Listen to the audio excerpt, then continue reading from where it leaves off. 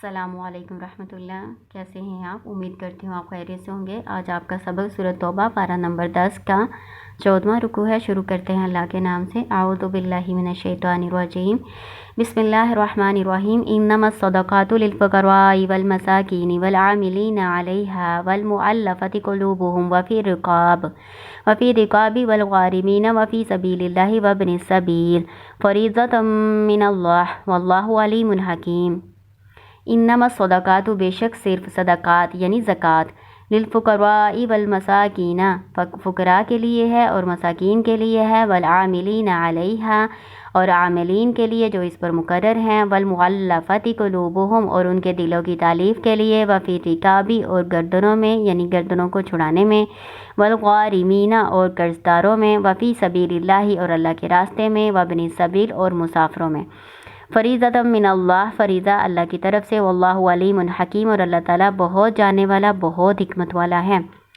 اس آیت میں اللہ تعالیٰ نے زکوٰۃ کے مصارف بیان کیے ہیں۔ صدقات سے مراد یہاں پر فرضی زکوٰۃ ہے، اور انما کا مطلب ہوتا ہے بے شک صرف، یعنی صدقات یعنی زکوٰۃ جو ہے وہ ان 8 مصارف پر خرچ کی جا سکتی ہے، اس کے علاوہ کسی اور جگہ پر اس زکوٰۃ کی رقم کو نہیں لگایا جا سکتا۔ سب سے پہلے اللہ تعالیٰ نے فقراء کا ذکر کیا ہے کہ فقراء پر خرچ کی جا سکتی ہے زکوٰۃ کی رقم۔ فقراء کون ہوتے ہیں؟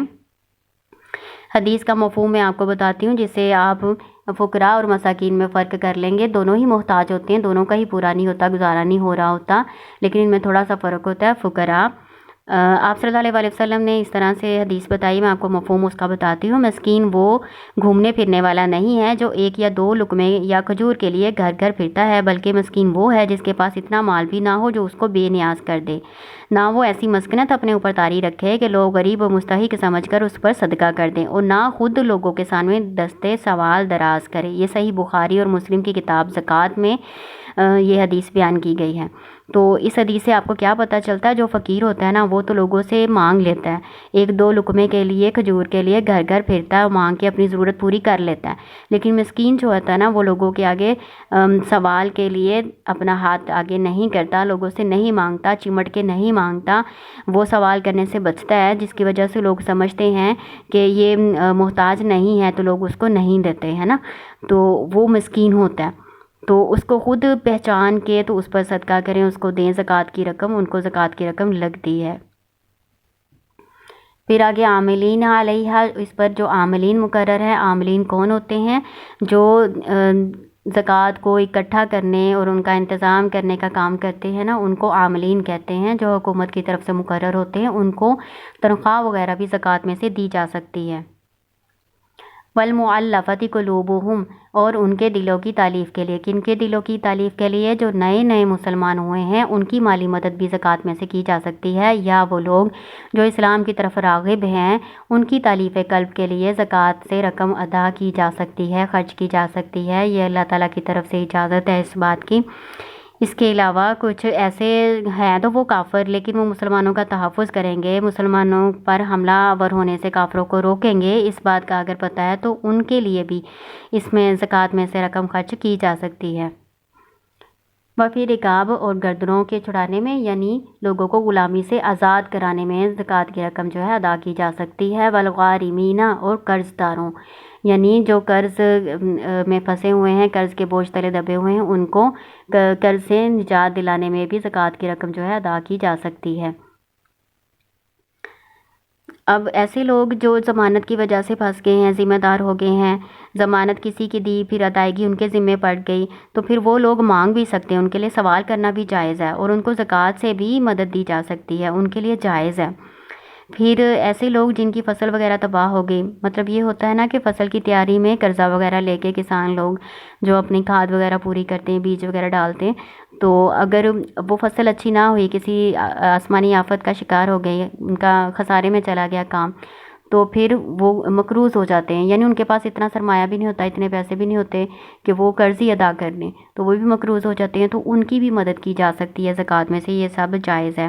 اس کے علاوہ کوئی کسی جھوٹے مقدمے میں کوئی بندہ پھنس گیا ہے جیل میں، آپ کو پتہ ہے کہ وہ سچا ہے، لیکن جھوٹے مقدمے میں وہ پھنس گیا، اب اس کی ظاہر ہے خرچہ تو ہونا ہے اس کو وہاں سے رہائی دلانے میں، تو اس میں بھی اس کو خرچ کیا جا سکتا ہے، وہ گردنوں کے چھڑانے میں آئے گا۔ پھر اللہ کے راستے میں خرچ کیا جا سکتا ہے. اللہ کے راستے میں کیسے جہاد کے لیے بھی خرچ کیا جا سکتا ہے, جنگی سامان وغیرہ لیا جا سکتا ہے, لے کے دیا جا سکتا ہے مجاہدین کو.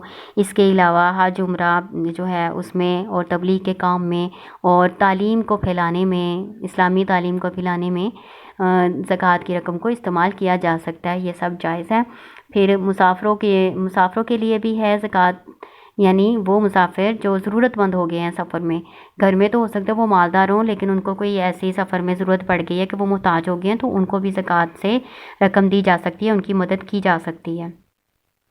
تو یہ 8 مصارف اللہ تعالیٰ نے بیان کی ہیں زکوٰۃ کے. ان کے علاوہ کہیں اور زکوٰۃ کی رقم خرچ نہیں کی جا سکتی.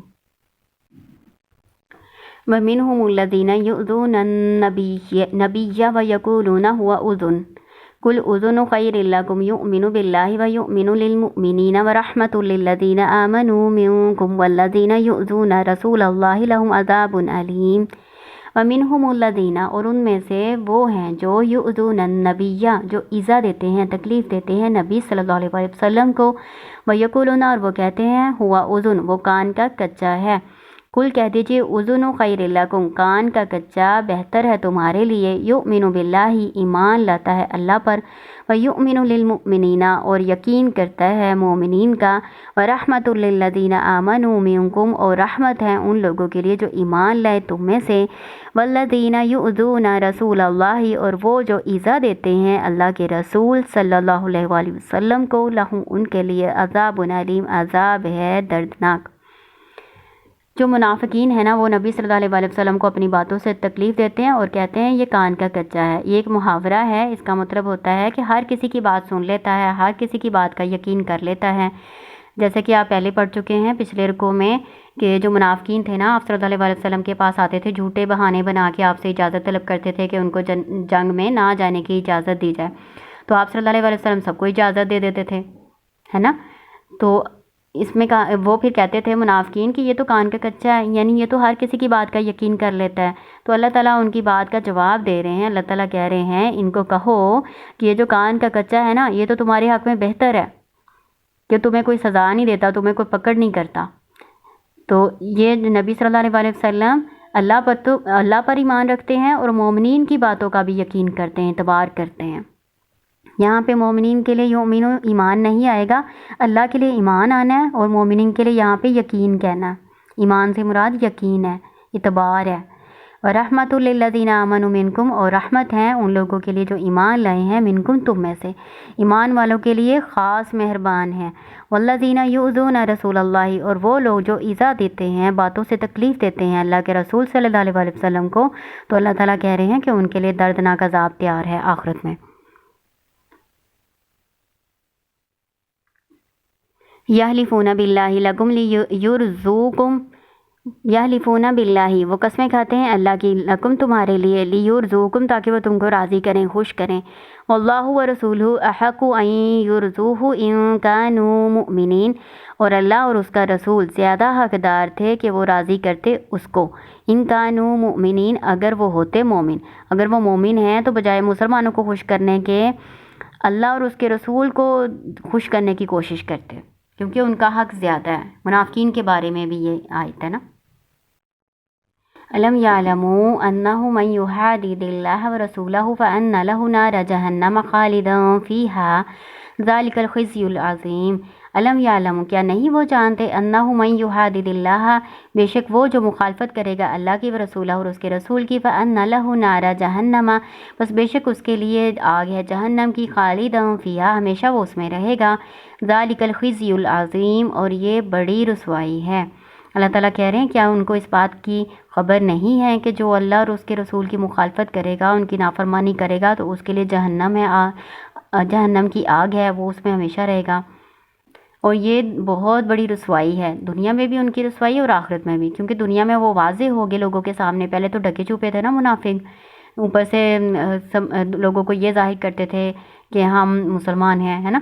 تو اب جہاد میں نہ جانے کی وجہ سے, غزوہ تبوک میں نہ جانے کی وجہ سے ان کا نفاق لوگوں پر ظاہر ہو گیا.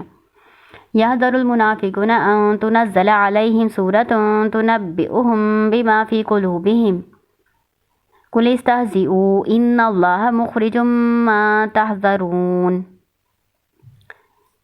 یحذر المنافقون ڈرتے رہتے ہیں منافقین ان تنزل کہ نازل کر دی جائے علیہم ان پر سورۃ کوئی سورت تنبئہم خبر دے دے وہ ان کو بما فی قلوبہم جو ان کے دلوں میں ہے، یعنی جو منافق ہیں وہ اس بات سے ڈرتے رہتے ہیں کہ کہیں اللہ تعالیٰ کوئی سورت نہ نازل فرما دے جس میں منافقین کی نشاندہی ہو جائے، اللہ تعالیٰ ان کے دلوں کی منافقین کے دلوں کی خبر مومنوں کو دے دے۔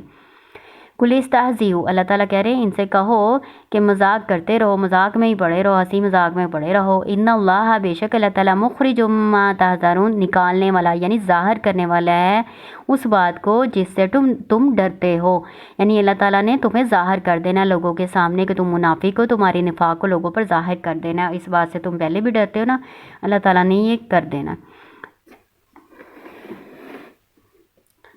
وَلَئِن سَأَلْتَهُمْ لَيَقُولُنَّ إِنَّمَا كُنَّا نَخُوضُ وَنَلْعَبُ قُلْ أَبِاللَّهِ وَآيَاتِهِ وَرَسُولِهِ كُنتُمْ تَسْتَهْزِئُونَ وَلَئِن سَأَلْتَهُمْ البتہ اگر آپ ان سے پوچھیں لَيَقُولَنَّ ضرور وہ کہہ دیں گے انما بے شک صرف کننا ہم تھے نخوض فضول بات کرتے ونلعب اور کھیلتے، یعنی ہم تو صرف ہنسی مذاق کرتے تھے۔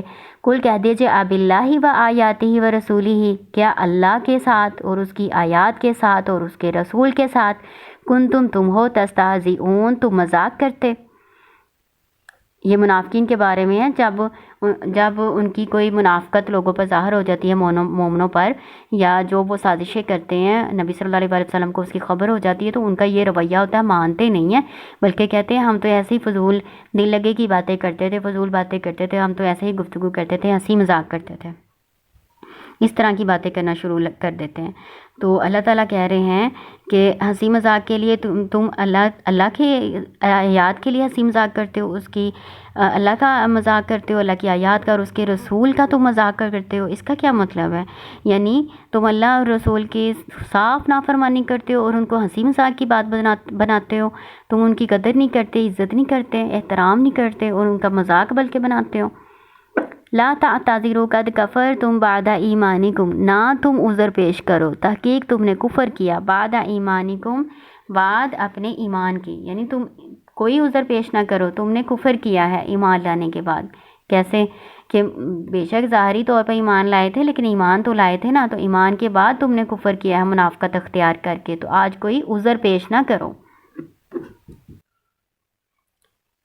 ان نعفو عن طائفة منكم نعذب طائفة بأنهم كانوا مجرمین۔ ان نعفو اگر ہم درگزر کریں گے، معاف کریں گے، ان طائفة ایک گروہ کو، منکم تم میں سے، نعذب ہم عذاب دیں گے، طائفة ایک گروہ کو، بأنهم باوجہ اس کے بے شک وہ کانو وہ تھے، مجرمین مجرم۔